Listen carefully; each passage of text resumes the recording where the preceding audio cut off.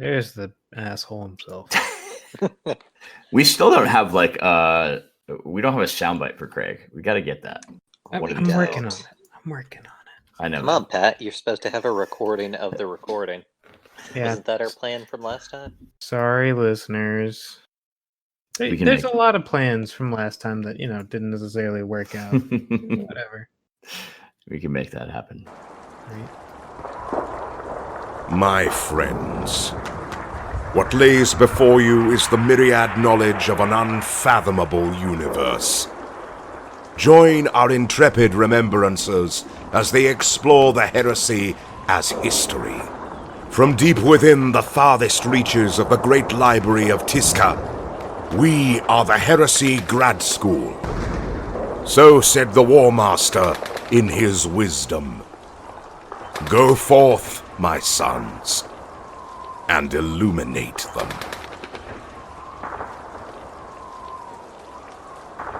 Alrighty, well, welcome listeners to another episode of Heresy Grad School. Here with Professors Dave, Jason, myself, Patrick, and we're getting back into the Sisters of Silence. But yeah, do we have any? I think we have some housekeeping we need to hit on, Dave, before we jump right in, right?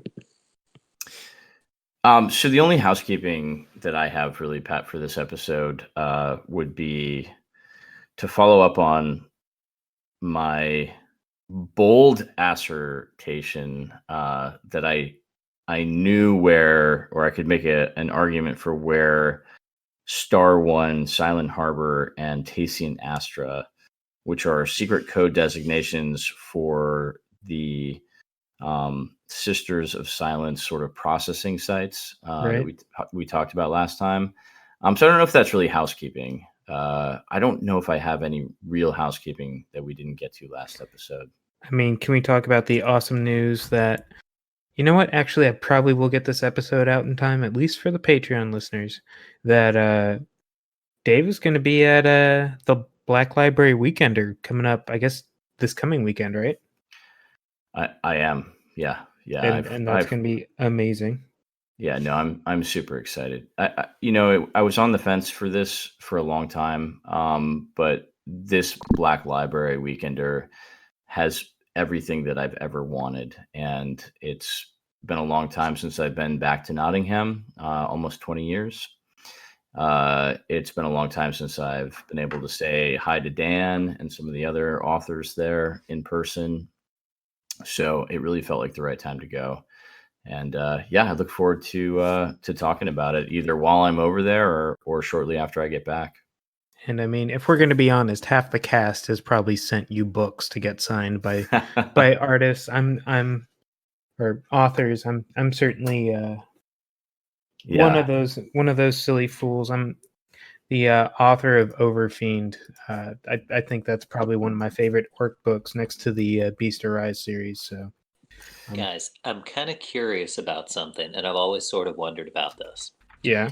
So, the Black Library authors, as far as like miniature celebrities go, are they like Leonard Nimoy or like Chris Pratt? Because allegedly, like Chris Pratt never is like, upset about seeing a fan and is like just as excited to see like the 1,000th fan as the first one. But like on the other end of the spectrum, like, Leonard Nimoy famously like loathed Star Trek fans and he got like so sick of them. I'm kind of wondering like where some of the Black Library authors fall on that spectrum. Like where David Annandale fits and like Dan Abnett. And is Aaron Dembski Bowden like sick to death about people saying like, dude, I love First Class so much? Oof. Sorry. Well, Aaron's not going to be there, unfortunately. He's the only author that I really would love to meet in person and have a chat with. But he's not going to be at this Weekender, but literally everybody else is. And I know that Graham McNeil is definitely on the David Pratt. Chris Pratt. Fuck it, man. I'm all over the place. Remember, it sounds exactly like Crisp Rat. Yeah. Well, he's on that spectrum because he showed up at Adepticon a couple years ago not last year, the year before that, and was like walking the gaming floor, talking to people, and just really cool. So he is he's definitely approachable, and I think most of the other guys are too. So, guys and girls, I should say. So I'm excited to meet like Rachel Harrison and some of the other Black Library authors as well. Trying to think what she has written that I've seen. So she's got the Sabrina Rain series, Okay. which is like sort of a Imperial Commissar as well. And then she's written a couple of short stories that are sort of spooky. She's got one that takes place on an abandoned space station. So pretty cool. Yeah, I'm actually really looking forward to downloading the audio version of that. Is that the one that just came out, The Way Out? It is. Yeah, exactly. Yeah, I haven't Okay. listened to it yet. Have you? I have not, but that's like on my next Audible purchases. Right now I'm listening to I know we're going a little long, but may as well. Right now I'm listening to the new Belisarius Call book. Yeah, me too. I'm loving it, dude. Yeah. And small spoilers for people out there. This is very early in the book, so it's not going to take you long. The three Ursine principle. Look it up. It's kind of funny. It's a great jab. And then when he starts talking about Ark and Land, yes, is kind of cool. Just because if you think about it, Call has been around for the entirety of the Warhammer, at least the future product Warhammer, so 30K up to where we are now. He's been around. He's seen it all. So, and this is a 30K podcast, and there are moments in that book where he flashes back to 30K Call. So it is very appropriate. Yeah, there are Guys, multiple spots. You both are doing way better than me because I'm trying to make it through Wolfsbane again. Oh, don't do that. I have this deal where I save my commentary and everything until the second time I go through a novel, because I go through the first time and just listen to it. I go through the second time and, try and pick stuff out and, things that are, and it's a slog, man. I try not to make fun of a book before I get all the way through it the second time, because maybe I'm going through it and I'm like, maybe I didn't, maybe it takes a second read, But Wolfsbane is real bad. I mean, yeah. But also, here's the thing. You only need one read of Betrayer. I'm just putting that out there. Somebody can fight me over it, but I'm pretty damn sure you only need one read of Betrayer. I think I've read Betrayer more times than any other Black Library novel. It deserves to be read more than once. Definitely. It's pretty spectacular. You get a ton of small details. Absolutely. Yeah. No. I was always a big fan of First Heretic, but that's just me. Oh, But anywho, we digress. Yes. Yeah. Let us continue on. Quite some digression. Great. All right. So where are we starting today, fellas? I think we're starting on 122, right? This is correct. Yeah. All right. So I know Dave went over this terrifically last time, but there's this cool little quote in the bottom right-hand side of 122 that I wanted to read because, the planet Gehenna, I think, is kind of important so far as it goes, especially for the Warhounds as a legion. So if you guys have not checked out Slave of New Syria yet, Angron's Primarch novel, it's pretty spectacular so far as like super deep lore bombs go. Because to the best of my knowledge before this, Golan Surlak never had a whole lot of influence or even interaction that much with the Legion itself. Most of the people know him, as the guy that makes inductees a possibility, and the guy who Autek Moore dropped a moon on. And he's actually a whole lot more than that. And he's actually had a lot of influence in the Legion. He's had a ton of interaction with a lot of important characters in the Legion. Karn, Angron, actually a lot of the warhounds who influenced the almost civil war within the world eaters when they were still the warhounds, and when they were, having the enormous legion-wide debate over whether or not they were going to adopt the nails wholesale. So if you haven't checked out Slave of New Syria, check it out. It's amazing. But anyhow, point being, if you'll remember way, way back to our coverage of the World Eaters' assault on the Sarum Forge, the Gehinnon massacre was what essentially they had just come from, the entire Gehenna campaign. And they cover that super in depth in Slave of New Syria. But this guy that I'm about to read a quote from, of the 227th Gehenna Rifles, is probably, if it's the same Gehenna, which I'm betting it is, because, Forge World Black Library loves, like, the carryovers. It's been repopulated, and it's way, way down the road from where the Warhounds initially sacked the crap out of it.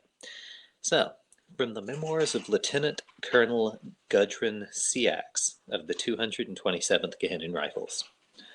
As a child on Gehenna, I remember the stories of the White Maidens, terrifying ghosts that would come in the night to steal away the witch-born and the children who'd done terrible wrongs. It was said that they could find the wicked no matter how deep in the hive they sank or to what forgotten spire they climbed. As I grew, I came to believe such things were no more than superstition. But now that I am an officer of the Great Crusade, bloodied upon the battlefields of a score of worlds, I have come to find that my childhood fears were true and quite valid. So, that's a retired colonel, lieutenant colonel, who has seen the length and breadth of the galaxy, and it's kind of the stuff at home that worries him. So, let's talk about what the problems are here. So, the Sisters of Silence as a whole. It's kind of interesting because we start out by hearing not about their organization, but how they're figures of mystery and fear and legend, and have even started to enter the folklore and superstitions of compliant human worlds, despite the efforts and basically the primary job of the iterators of the Imperium is to stamp out, these old superstitions and religions and bring them into the boilerplate standardization of the Imperium at large. So the Silent Sisterhood are the kind of, they're like the warrior investigators of what's called the Great Tithe, also called the Psyker Cult, or the Hunt That Never Ends. Each of them, of course, their largest and most obvious feature is they are all what are called psychic anathemas. There are a lot of different names for it, but is essentially a mutation of the psyker gene. So, looking back to a different Black Library series entirely, Caiaphas Cain by Sandy Mitchell. So, an interesting point they pull up there. Manifested psychers with a worthwhile talent are something like 1 in a million.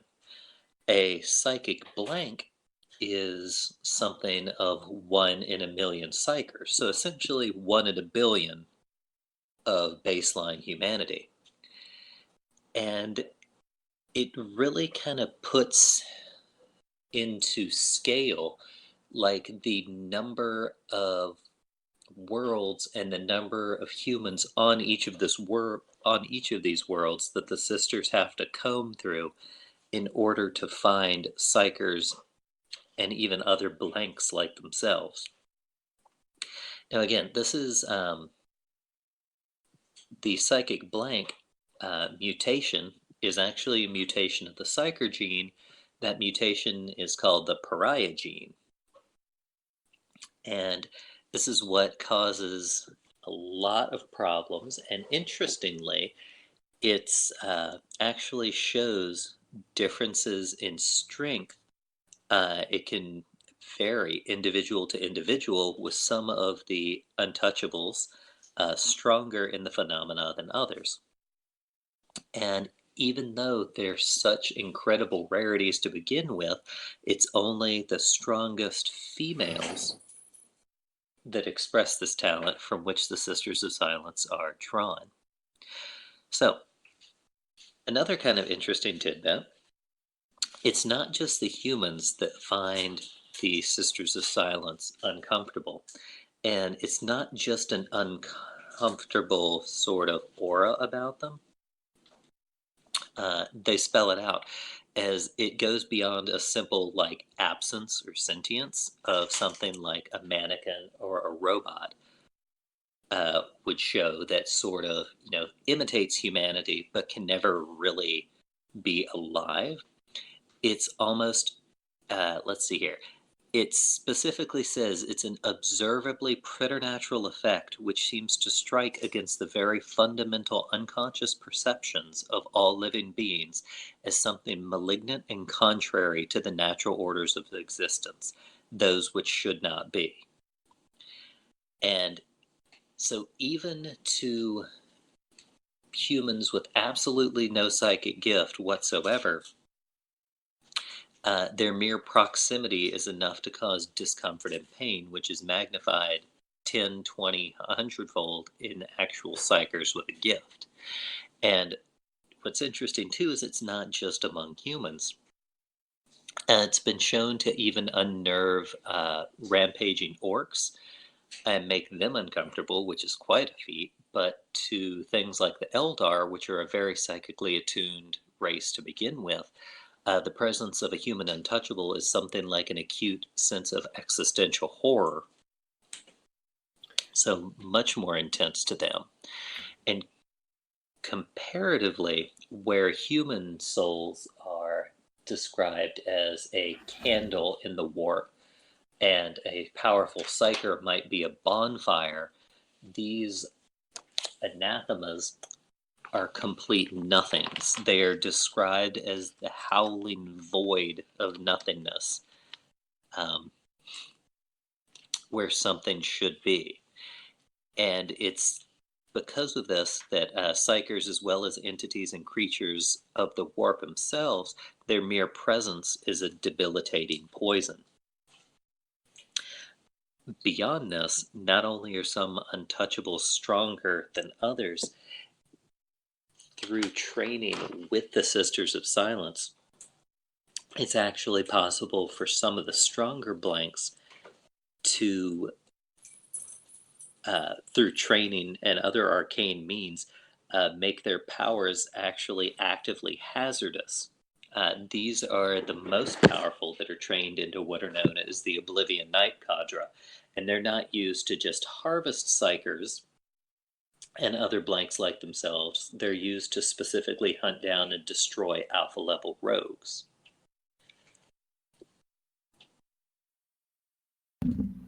Hey, Jason, I just wanted to jump in there because I thought that was particularly interesting, right? Is it the sense that you could train a null, train a Sister of Silence to focus their, sort of innate pariah, anathema, I guess, blankness, to be actively harmful to a psyker, right? Anyone with psychic potential, because that's, to me, that's playing off of the Calexis, no, not the Calexis, the Calidus, no, the Calexis, right? The Calexis assassin. Yeah, yeah, you got it right. Alexis is the anti-psyker. Yeah, Calidus right. is the polymorph. Right. And they, in the helmet they have is the Psioculum. Is that correct? Sounds right. Yeah, I mean, I haven't done my research really well. I'm just kind of going off the cuff on this, but I know that's exactly what the Calexis does with the Psioculum, is they sort of focus this anti-psyker, potential and use it to essentially obliterate psychers. So that's really interesting that there's sort of this ability that can be trained to do that, which I think gives credence to the idea that this is a mutation of the psyker gene, right? This is not some 1 in a billion that's happening within sort of the human genome. This is a 1 in a billion that's happening because humanity has developed psychic potential. So it is very much an anti-psyker gene, but it's based on the psyker. Just almost like you'd have to have the psyker gene somewhere in your DNA in order to develop this pariah strand. I don't know. That's just me kind of pontificating on that. I mean, it sounds legit though.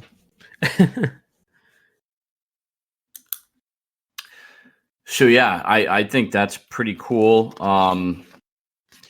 If we go to page 124, we've talked about this, guys. We have actually covered this at length in our coverage of the Astro Telepathica when we talked about astropaths and navigators. So I don't know if you guys want to talk anything more about this right now. Oh no, go for it. All I got left is rules to discuss. Yes, Jason, we will definitely come back for rules, and we'll come back to you for some of your opinions and comments as well. So, guys, this takes us to page 125, obviously, Book 7, Inferno. And I talked about this a little bit last time, the foundation of the Divisio Investigates. So I'm not going to recover old ground. The homework I gave you, though, to research the Unspeakable King. I want to go back over that. So the Silent Sisterhood, or the first recorded observances of psychic nulls or psychic anathemas, were during the Unification Wars, pre-unification, and it was related to the Unspeakable King. So he had sort of this bodyguard or cadre that were known as the Hollow Ones. And this, to me, this was just so cool that it made me go back and explore the lore surrounding the Unspeakable King. And it's incredibly deep. And here's where we need to go with this. So on page 14 and 15, and then page 121 of book 1, we learn who the Unspeakable King is. So just bear with me for a second while I grab book 1 and turn to page 14 and 15. So if nothing else, you guys, this is page 14 and 15 of book 1. And we're talking about the Unspeakable King. So this is Alan Bly's probably longest breadcrumb trail in any of the books. Right? It goes all the way from book 1 to book 7. It's in book 6 and it's in book 8. So we'll cover all of that here because I think it's worthy of coverage. So on page 14 and 15 in book 1, we're talking about the darkness of old night and sort of who the adversaries were to old Earth and the reunification of Terra. And the Unspeakable King is mentioned here. And then he's also mentioned on page 1. Turn to that real quick.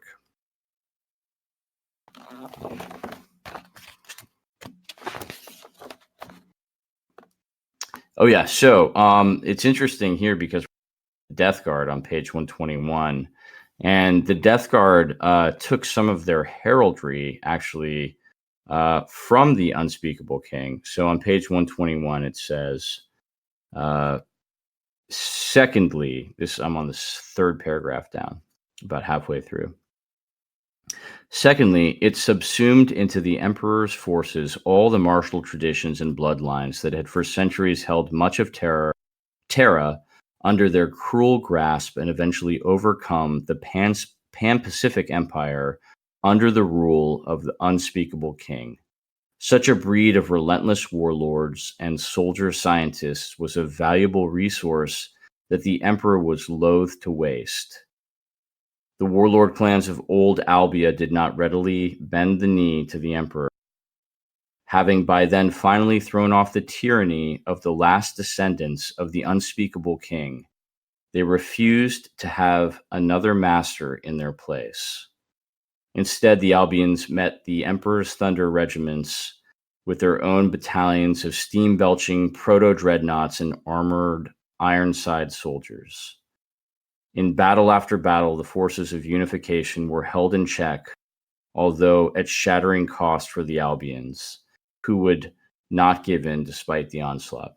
So this is very interesting, right? We're talking about the Unspeakable King here in Book 7 as potentially the very first user of psychic nulls. And that would make sense. If he was able to withstand the Emperor, stand against his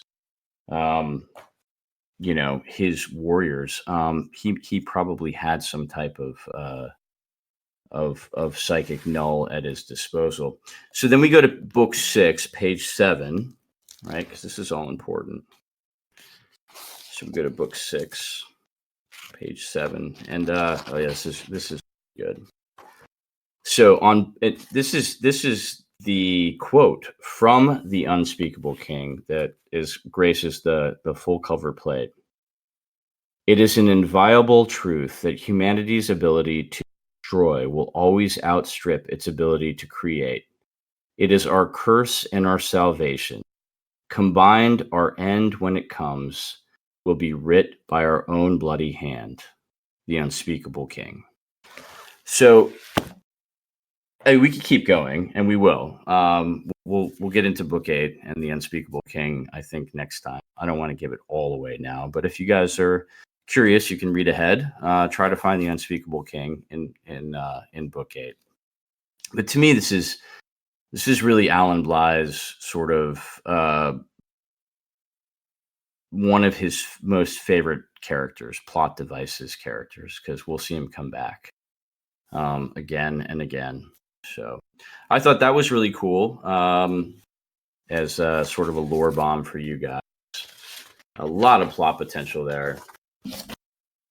I'd really love to see some Black Library authors pick up on it. In fact, when I'm at the Black Library Weekender this weekend, I may have to ask Dan about that. Just say, hey man, Do it. I will. You know you want to. You know I will. No, absolutely. Of course. I mean, it's one of those, these black books are full of so many like fantastic little bits of lore that you can go down so many rabbit holes with. Yeah, no, absolutely. And so much that still needs to be explored. So, okay, so we're back on page 125, and we're talking about the first harvests. The reason why the Emperor, the impetus behind the Unification Wars, the reason the Emperor had to go into the galaxy to form the Great Crusade. We've talked about this before, but it was really, it was the imperative that humanity was becoming a psychically ascendant race, and the Emperor needed to control that development, right? He needed to police them up, bring them back to Terra, get them into the webway, and sort of shepherd them on this journey to be a psychically ascendant race so that they couldn't be tainted by chaos. So the big problem here is, how do you do that? And I think this gives credence to the argument that the Emperor probably did not have access to either the null gene, the pariah gene, or any type of large body of psychic nulls, right? So the Silent Sisters did not exist at this point during the Great Crusade, and they probably didn't exist even pre-unification or unification. So if you read the first harvest and then into the plague of madness, what you realize is the Divisio Investigate really formed, the core of it was formed by sanctioned Primaris level psychers. So this was the first ever sanctioned battle psycher corps. So we think about battle psychers on the battlefield of the 41st millennium all the time now, right? They're the sanctioned Primaris psychers. They started here inside of the Divisio Investigate, the Astra Telepathica, and they started to they were created to go out and counter that rogue psyker threat that they were going to encounter during the Great Crusade, which makes sense. Fight fire with fire, right? If that's all you have, if you don't have the pariah gene, if you don't have the Silent Sisters, that's how you would fight it. I think it also gives credence sort of to something that we were talking about before with the Thousand Sons. And the Emperor's always got redundant strategies, right? Plan A, Plan B, Plan C, all the way down, right? Multiple levels of redundancy. And so probably the Thousand Sons were also a redundant strategy to go out and counter this psychic threat as it would manifest during the Great Crusade. But so there was this group of Primaris level psychers that were drawn into the Scholastica Psychonica. It was the very first incarnation of the Divisio Investigates. They were beholden only to Terra, and their mandate was to go out and sort of do exactly what the Great Tithe did: collect psychers, bring them back, sort them, figure out who could be sort of indoctrinated, and then who had to be who had to basically be sort of disposed of. Or a Psi Titan battery, depending. Yeah, it's just a whole nother conversation, Pat. I don't think we know where the pilots of those Psi Titans come from. I think we might know a little bit, but I don't think it's from the tithe. Oh, no. I'm not saying it comes from the tithe, but I mean... Oh, you mean get stuck in there? Yeah. Oh, yeah, no, you're absolutely right. That's how they power half that Titan. So it's like, yeah. Hey, if you can't join them, then become part of a cog. Yeah, part of the weapon system. Yeah, dude. Yeah, man. No, it's a good point. So then we get into this really, really interesting story, and it's the Plague of Madness. And so there is this impoverished but stable world, hive world within the solar system. It's called Pentacanes. It was discovered early on in the Great Crusade, as you would imagine, because it's within the Sol system. Sorry, it's within the Segmentum Solar. I don't think it's within the Sol system. But it was basically this barely struggling industrial, technological-based society. And so the Imperium finds it, and they build a fleet anchorage around it. They start recruiting from it. It becomes a way station for the Solar Auxilia, and builds itself up over time to become sort of a fairly large world that is feeding the Great Crusade. So what happens here is there's an outbreak of quote unquote madness. There's a group called the Final Banquet, which has taken root in a desolate slum sector known as Distempora. And this cult has violently resisted any attempts to destroy it by the local government.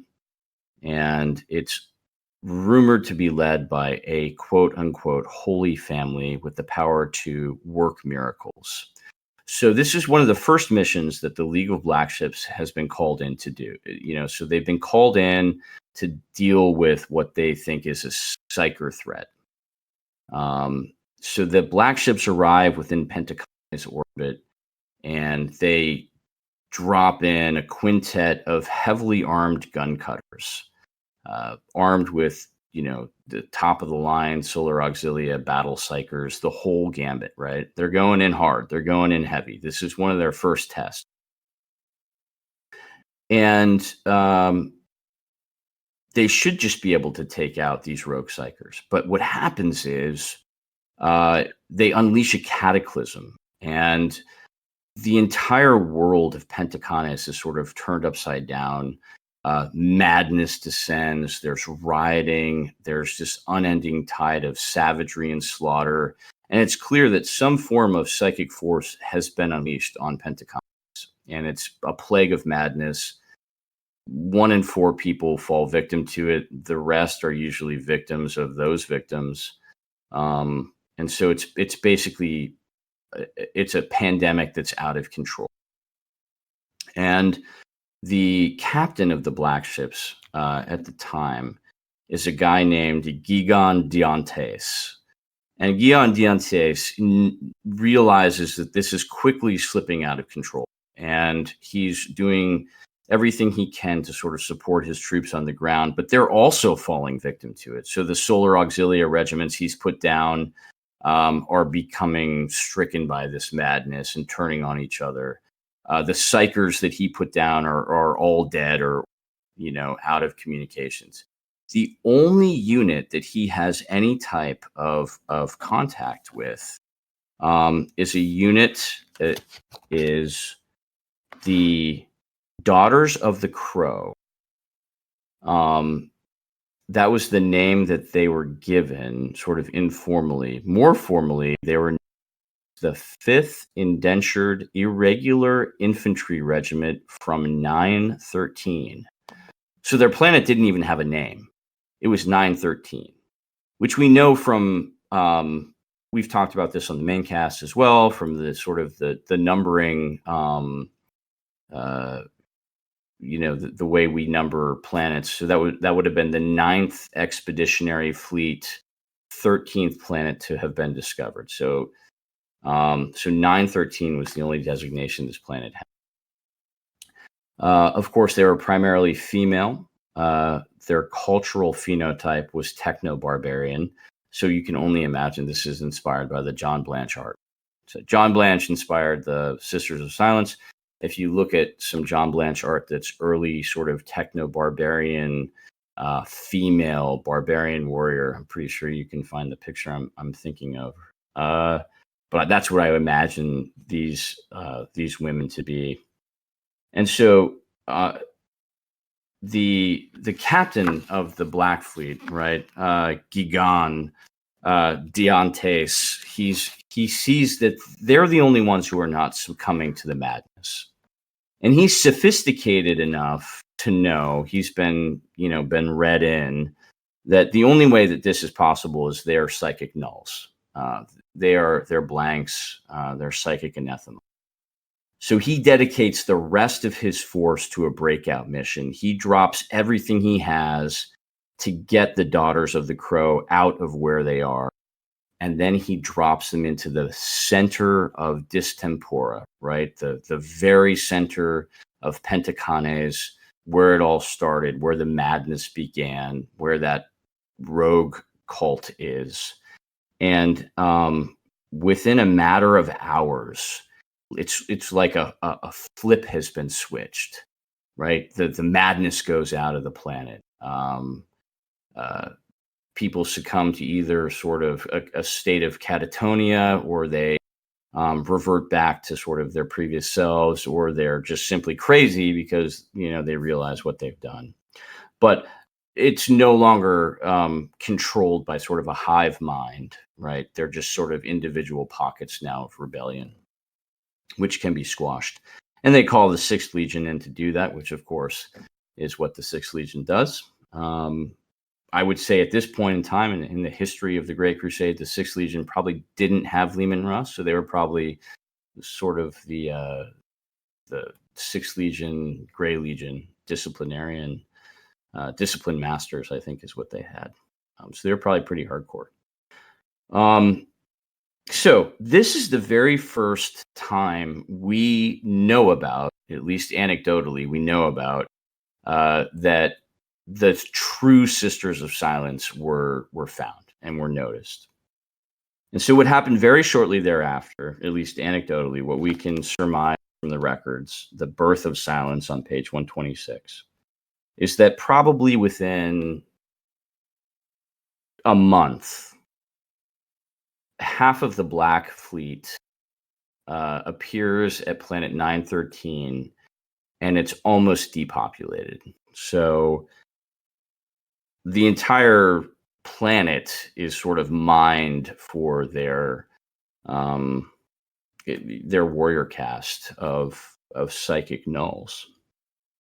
And I just think this is the coolest lore. I think this is so fucking cool that we have the origin myth of the Sisters of Silence is coming from an unnamed planet found during the Great Crusade. They were feral, so they're not gene cult. They're not like the Selenar gene cult of Luna. They're not doing this through test tubes. They were probably reproducing traditionally, right? I mean, so there were some men in this unit of the irregular infantry regiment. They just might not have been psychics. We don't know. But real quick, in case anybody for some reason thinks feral means loincloths and maces or something like that, we just mean they aren't as technologically advanced as say the Emperor was. Yeah, no, exactly. And it's weird. I mean, it's the 30th millennia of humanity. So I think when we look at what feral means, you could have regressed, but then you also have really high level technology kind of at your fingertips, but maybe you do walk around in loincloths. I mean, it just depends, right? Sort of right.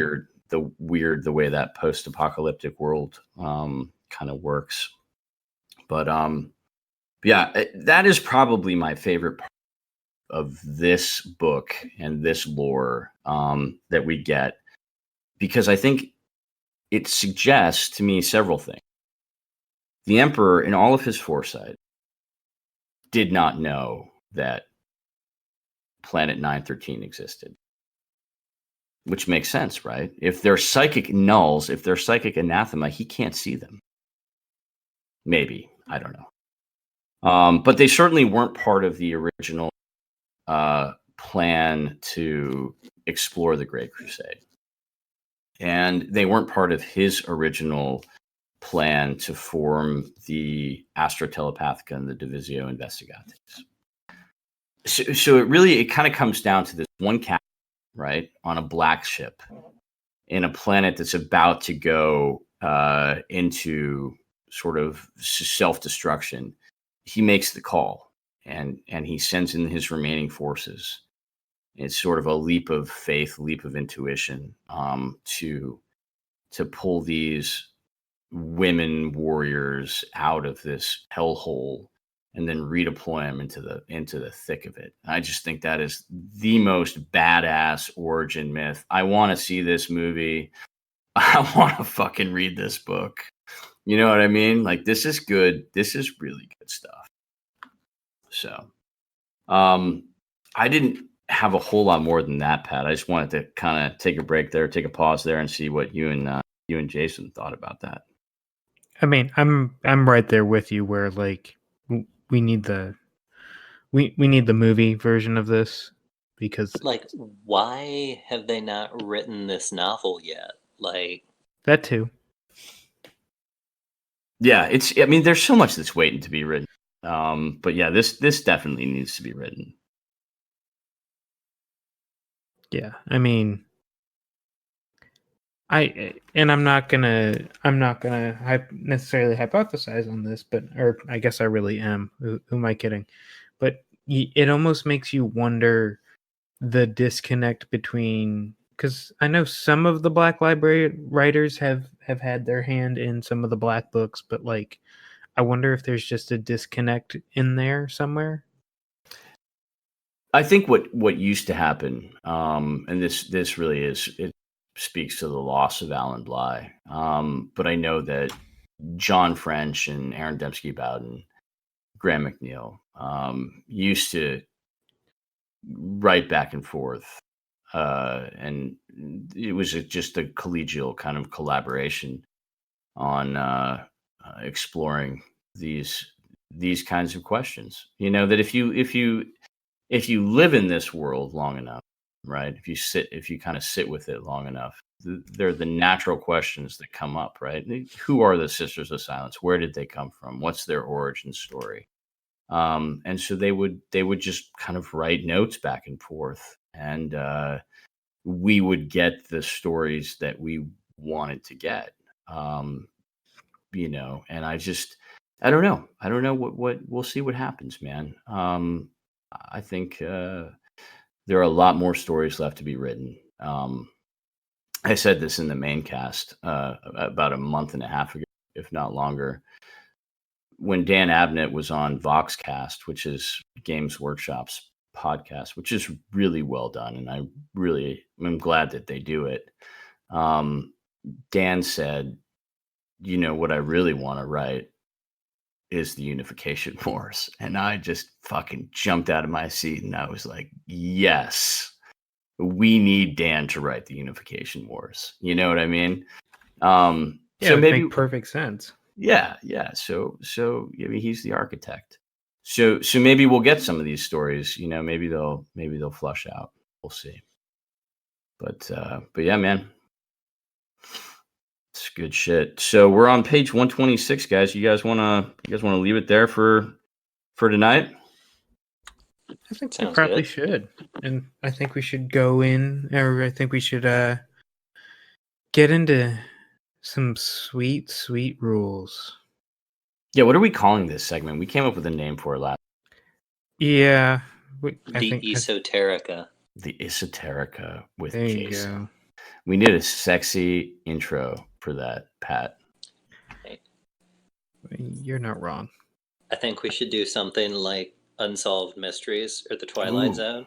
Like do do do do do do do do do do, and then a guy in a trench coat like steps out of the fog on a dock. Yeah, but how do you do that audio-y? Okay. Well, here I go trying to find stuff for you guys. It's a good question. All right, Jason. So what are we talking about tonight? Well, I mean, man, Pat said that, and now I'm just like, what else is Robert Stack doing? Do you think like we could totally get him to come on and like have a voice clip? I mean, I'm not just saying. Now, Yeah. while you're talking about these rules, I'm going to be looking him up and seeing if he's doing anything. Probably not, right? Is he still alive? I hope he's still alive. All right. You guys get to rules. So I'll do my producer shit. All right, that's not what's important right now. What's important right now is, Dave, this is one you asked me to look into personally. So today we're going to talk about Go to Ground, and by extension, my possibly second favorite rule besides blind is pinning. So going to ground and pinning kind of go hand in hand, because pinning is essentially an unwanted, non-voluntary go-to-ground check. So, couple of fun things to talk about on go-to-ground. Pretty much everybody sort of knows what it does. You get shot at, you yell, I go to ground, and you get a slightly better cover save. So, in essence, yes, but there are a few points people are unsure of.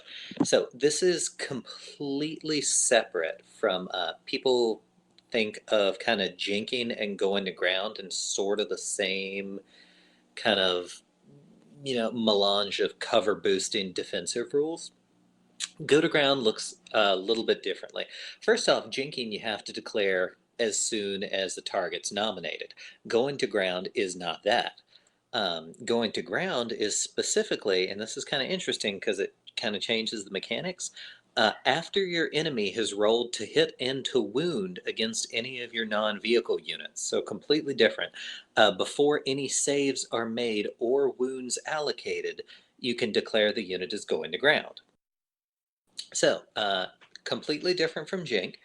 Some folks think you have to declare go to ground before your opponent even rolls any dice. Not the case.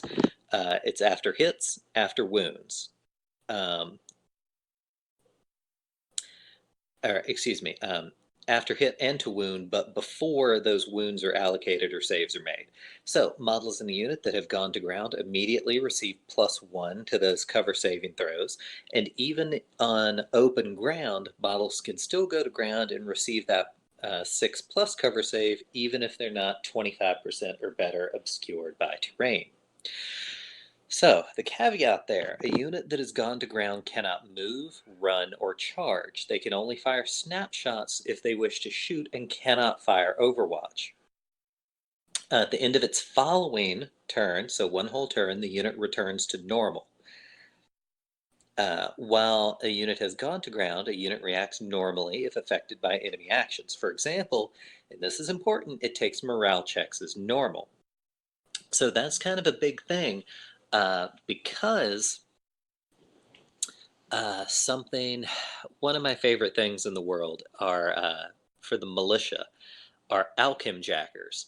And one of the special things for that is if you take a morale check and fail from casualties due to shooting, instead of falling back like normal, you take you go to ground instead, which is amazing because you can't be forced off an objective by failing a morale check and falling back.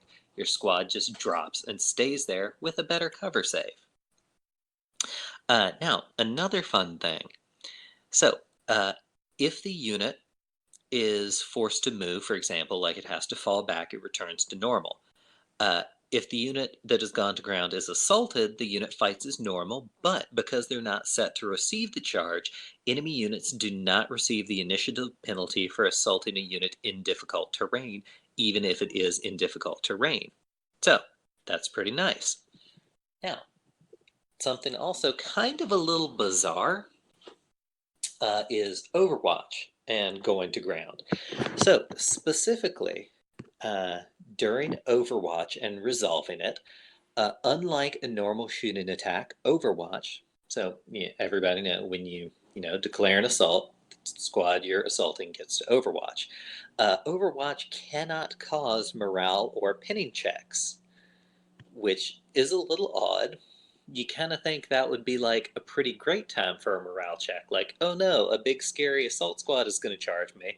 But a plink enough dudes off, it causes them to rethink that charge and, beat it instead. So this is probably more of like a balance thing, but just keep that in mind. You cannot force a morale check or a pinning check on a unit from Overwatch. However, a unit can declare go to ground from Overwatch. So if you declare a charge, you can, for whatever reason, I'm not entirely sure where this would come up, but you can declare going to ground as a voluntary reaction to that Overwatch and get that bonus to your cover save. However, then your charge automatically fails. So no clue under what circumstances you'd ever want to do that, but you can do it. The option is there. So, keeping all that of going to ground in mind, we come to pinning. I love pinning. Unfortunately, I kind of think the more and more I read rules that Forge World guys have written, the more I think they're kind of in the same boat I am. And they just have that edition bleed where they've gone through so many editions of like Warhammer 40,000 that they just kind of get them mixed up. Like, I'm pretty sure they still think like weapons with sniper and weapons with barrage still cause pinning, and they don't, which is unfortunate because it seems perfect and it would kind of, give recon Marines a little bit more of, any purpose to existence. But that's neither here nor there. So, things that have pinning. Astartes list, I'm kind of coming up blank. However, Mechanicum is terrific because Mauler bolt cannons are the mainstay of pretty much any Cybernetica list. They're on top of Triaros. They can go on Macrocarad. They're great, and they're all over the place. So, pinning. Best bolters ever made. Right? Tell me about it. Nobody can explain to me why Castellax have Astartes bolters instead of the super cool like Maxim bolters, but they do. Anyhow, But they still have that that wonderful Mauler bolter up on top and are absolutely awful to get in close combat with. Oh yeah, Maulers are terrific, and they have been terrific since like book 2, and Astartes are still mad about it. But pinning with Mauler bolt cannons, or whatever else you can find with pinning, it's terrific. Try it out. So, if a non-vehicle unit suffers 1 or more unsaved wounds from a weapon with a pinning special rule, keep that in mind. It's 1 or more unsaved wounds, not casualties. So you can, even in squads with multi-wound models, you can wing a single wound off like an Ogren or whatever else and force this leadership check. It must take a leadership test once the firing unit has finished its shooting attacks for the phase. This is called a pinning test. If the unit fails that test, it is pinned and must immediately go to ground. As the unit has already taken its saves, going to ground does not protect it against the fire of the pinning weapon that caused the test. However, if you shoot at it again, they do get that bonus. Now, this is spectacular because they stay pinned until their next turn. So, sort of similar to blind, it's a way to make a unit nigh on useless for a turn. So keep in mind several things.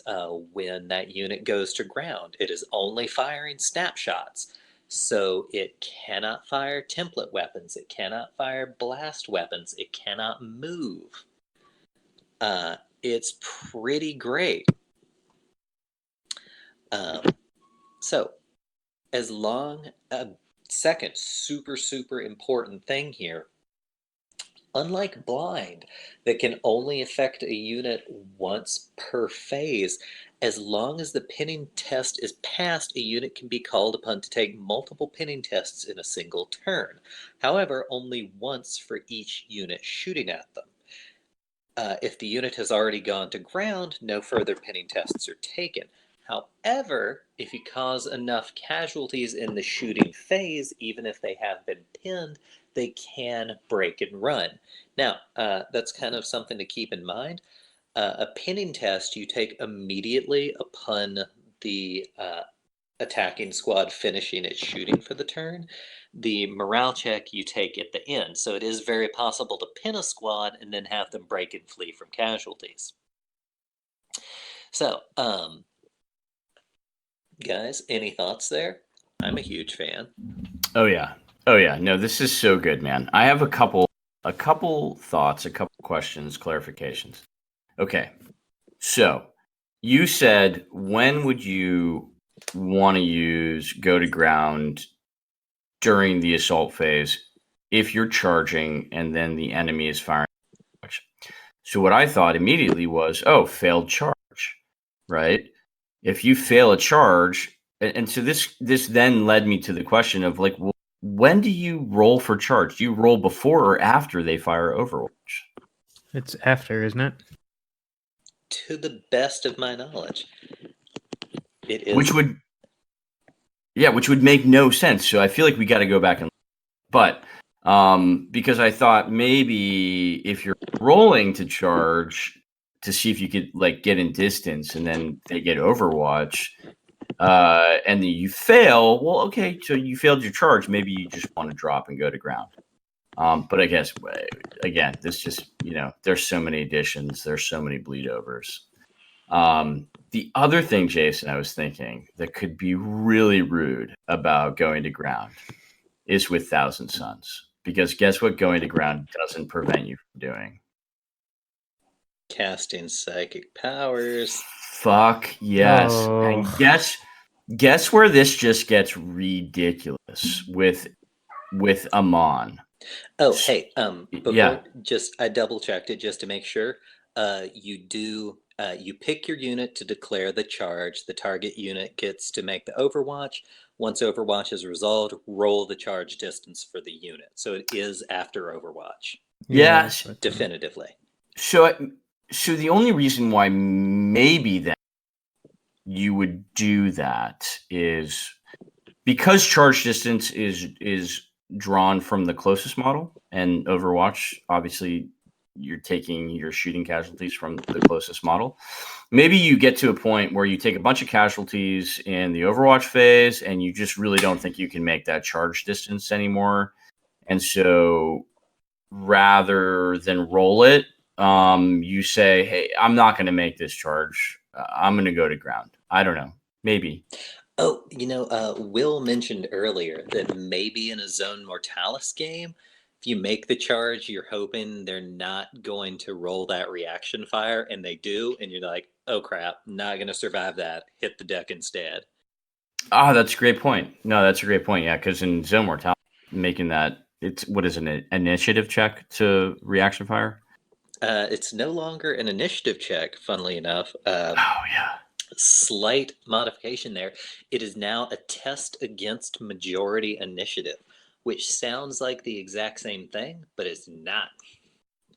Yeah. Well, so listeners, if you are like me, and before we recorded this episode, I had no idea that Forge World had updated the ZM rules. Stay tuned, because we'll be talking about that. Probably not here on Grad School, but maybe in another episode of the main cast, or maybe we will circle back and maybe it'll be a Jason segment. That would be an entertaining one for next time. For sure, man. Yeah. I still think, I don't know, it would almost make sense that if you're being shot at by a unit that you could go to ground again in a actual like real world sense, but I understand on a tabletop, of course, it works differently. But. Yeah. So the two things that pop to mind: you go to ground when you're already on an objective and you just want to hold it. You just got to hold it for one more turn, and you feel like you're going to take too many hits, maybe cause that 25% morale check or whatever, right? Or maybe it's your last guy, you just want a chance to survive. Hold the objective. That's a good point to keep in mind too.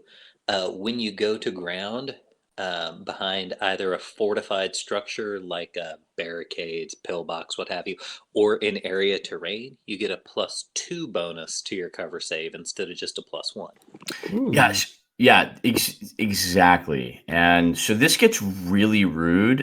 Stick Amon in there, or have some other ability that plays off of cover saves. So I know Amon gives any unit that he's with a +2 to their cover save, and so that could just get really brutal, especially with Thousand Suns, because you're giving up shooting, but with Thousand Suns, Brotherhood, what does it matter? Who fucking cares? You probably have Smite, or you probably have Psychic Shriek, or you probably have something else that's offensive, maybe. And so, going to ground is going to give you a ridiculous cover save. And you're going to be there for a turn. But okay, maybe that's okay. I don't know. So that could be fun to play around with, that type of sort of interaction synergy. But yeah, man, I definitely learned a lot, like I always do when I listen to Jason. And I feel like I need all of these rules, Jason, like on a cheat sheet. It would be like in pretty a rule handy. book? That's how I did it. Sorry, that was really rude of me. Yeah, like in a rule book. No, like in a little like fold up, like little like 8x11 that I can fold up and stick in my pocket. I used to keep flashcards. Yeah. I mean, I've been debating on doing that with mech stuff just because it's still confusing to me. But who knows? Maybe that's something we should look at in the works. I don't know. I love the Mechanicum because they feel like when you explain rules to people, it's like you're making up rules specifically tailored to. Like, I love when people are like, "Oh, well, I'm gonna jink," and I have to respond with, "Well, just so you know, Thalax give -2 to cover."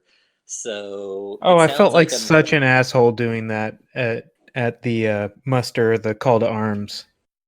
Ugh. Yep. Yeah. But the good thing is, you guys are saying it before they, like, you're giving them the chance to then take it.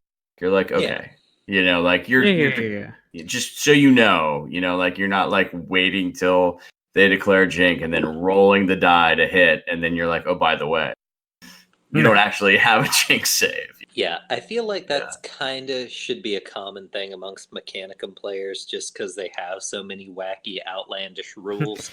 Be that kind. the Astartes just Yeah. that's a good way to put it. Agreed. Yeah. If you learned anything from this cast, don't be a dick if you play Mechanicum. Yeah.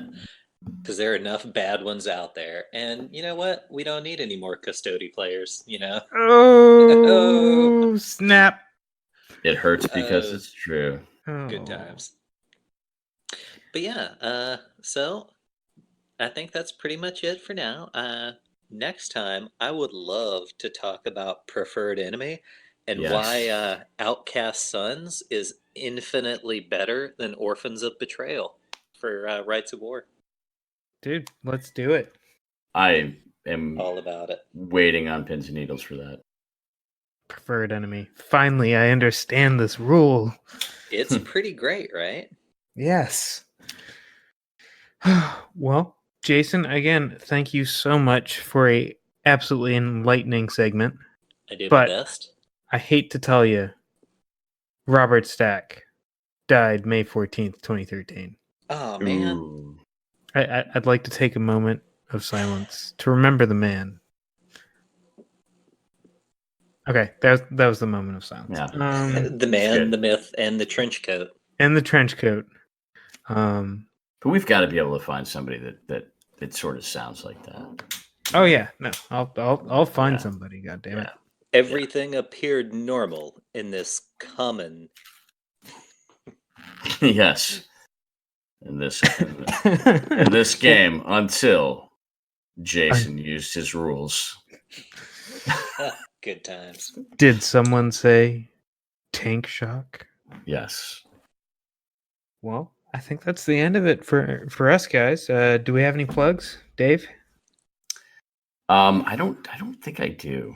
I thought I did, but then I don't know what I was gonna plug.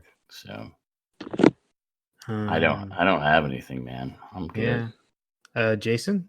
Yeah, I'm gonna plug a nap right now. It's been a long day.